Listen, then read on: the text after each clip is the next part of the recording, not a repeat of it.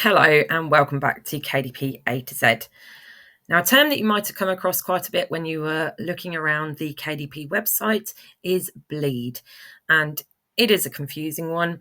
I'm going to help you understand today what exactly bleed is, when you should use it, and if you do use it, it does have quite a nice effect on the pages. I think it is quite an important one for if you were doing a children's book, say. A lot of children's books would be done with bleed.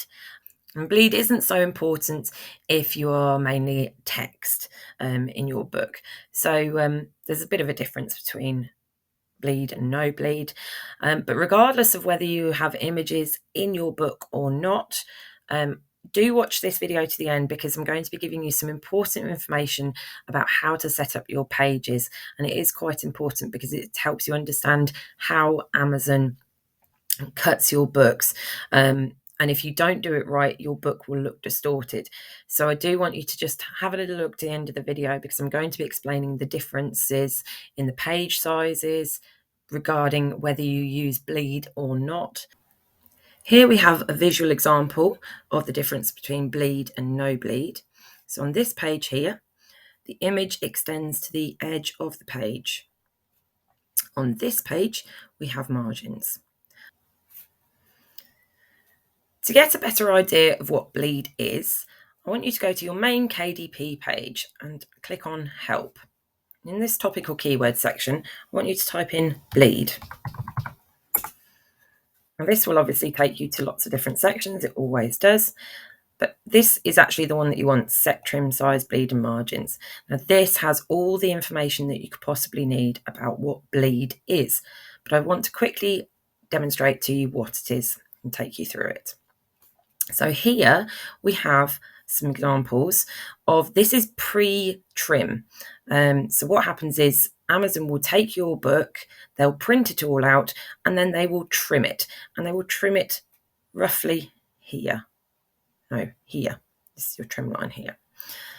So this is the page without bleed, and this one has bleed. Okay, and then on this side, after it's been trimmed, that is the final result, and that's what the book will actually look like. So Amazon will only allow you to have bleed with images. It won't allow you to have it with text. So if you are just doing a text book, there is no need to do bleed or worry about it at all. Always select no bleed. So if it is just text, always please no bleed. Now, if you have images, you can choose either way, and it depends on what look you want for your book. So if you want it like this, always go with no bleed. But if you want the image to go right to the edge of the page, that is where you need to select bleed.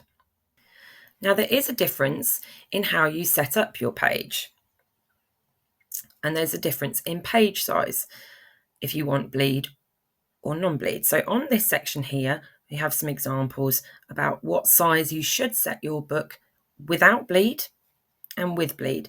And you can see on this side, the page size that you set up in is slightly bigger, and it's bigger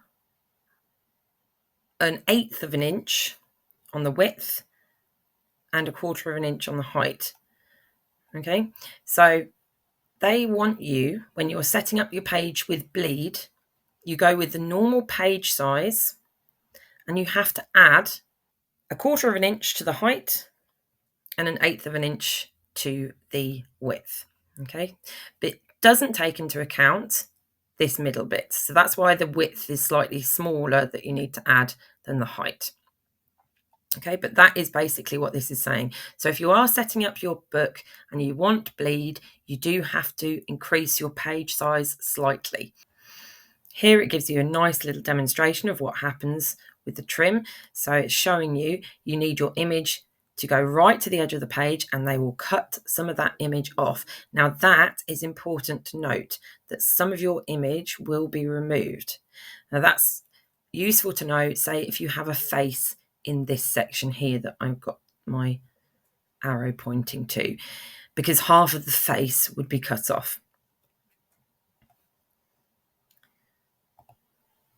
Going back to the visual example that I gave you, you can see this is one of my images from one of my books. So I did have bleed in this book. So it was very important that my character was not at the edges. So not at the bottom edge and not at the side here, because otherwise his face would have been cut off. So it's really important that he was in the middle. I didn't mind that this bit at the bottom was cut off. That was fine. But his face couldn't be cut off. So you shouldn't have your pictures here. If you are going to have pictures there, you sort of might need to add a bit to your image, because you know it's going to get cut off, because that's important when you're employing illustrators and so on. If you're going for a page with bleed, please make sure that the faces don't go in this side, or in fact this side, depending on which side your image is printed on. Now, when I said about the difference in sizes, so this is, I've got set up artboards here. I'm in Adobe Illustrator. And if I'm looking at the properties here. So this artboard, the one with no bleed, is an 8.5 by 11. So it's the biggest sort of book that you can go with.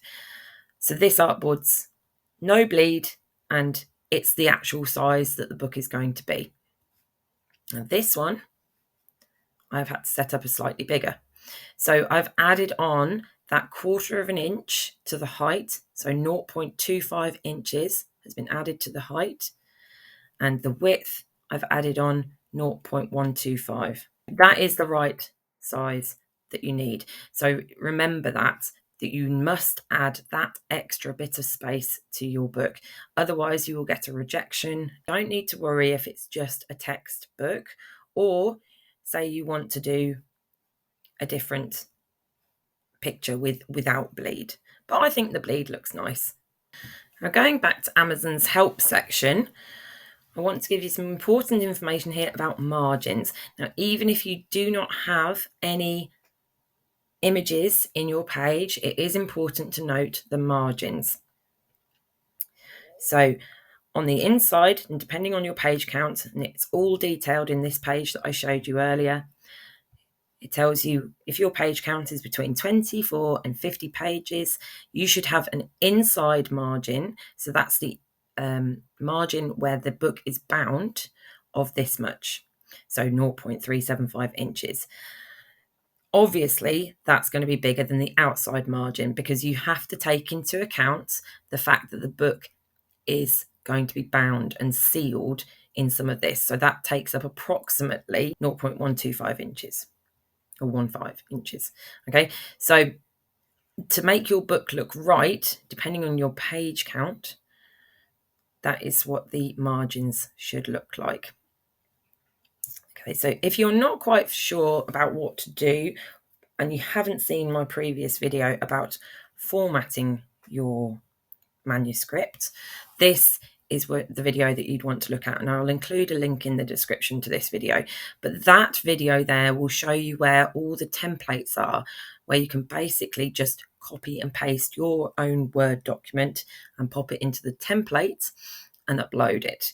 That would save you so much time. This is really important about the margin sizes. So always on the inside gutter margin, that is going to be much bigger than the outside gutter than the outside margin, and that's always going to be, it needs to be at least 0.25 inches, and that's at least. That is because they will take off, so they'll print it and they'll trim it.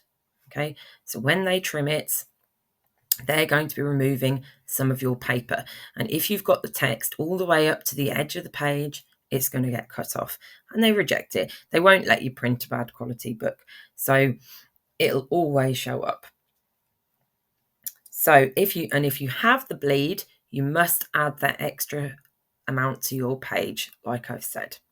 So going back to this page, you can see in the page with no bleed, I have got margins of at least that amount of 0.25 around the edge. And you can see on here that the margin that I have on this side is slightly bigger. So that is taking into account the fact that that is the binding section. So this would have to be a right facing page. So that would be the left page, but this would be the right page. That has to be slightly larger. Now, if it was a left-facing page, I would have to have the margin slightly larger on this side. Okay, so I hope you understand the difference. You've got to imagine your book when you're designing it as how it is going to be bound. So it is very important whether you have the right facing page or the left facing page if you're making images. So this would apply to colouring books and so on. Otherwise, when you print it, it will all look distorted. So do make sure you take that into account. You have to visualise your book as it's going to be. So it's no point just going, this is dead central and that'll work, because when it's actually printed, it will look distorted. So that is important. I hope you found this video useful. If you have any questions, please feel free to leave them in the comments. I'm always happy to answer them. If you enjoyed the video and found it useful, please give me a thumbs up, and do feel free to subscribe to my channel. I'm going to be giving you loads more information about helping you understand all this jargon that KDP has. So hopefully we can just tackle one issue at a time. But please feel free to let me know if you have anything that you're struggling with, particularly on KDP, and I'll try and help you out. Thanks very much for watching. Bye.